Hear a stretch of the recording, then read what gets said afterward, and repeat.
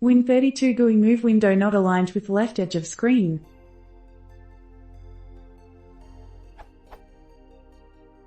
I am using Win32gui to move a notepad window to the origin of the screen, 0, 0, with width and height equal to 500.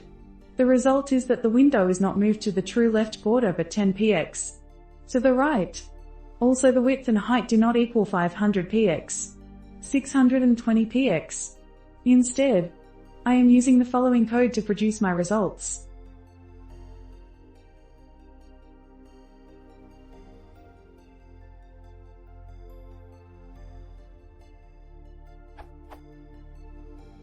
Here a screenshot of the overall position of the window on the screen.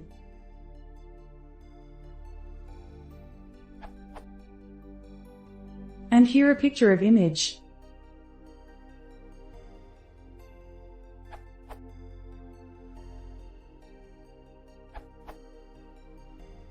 Windows 10 has an invisible border of 7 pixels, totaling to 8 pixels if you include the visible 1 pixel window border. It is the border for resizing windows which is on the left, right and bottom edge of the window.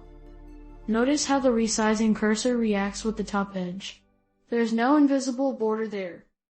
An easy fix is to just offset the X in MoveWindow,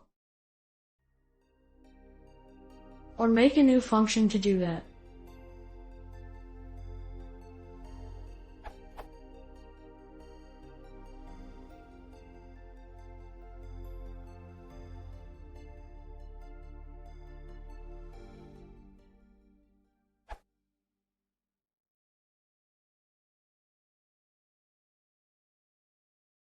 Ja, uwanskę sejmowe, teraz kanske jest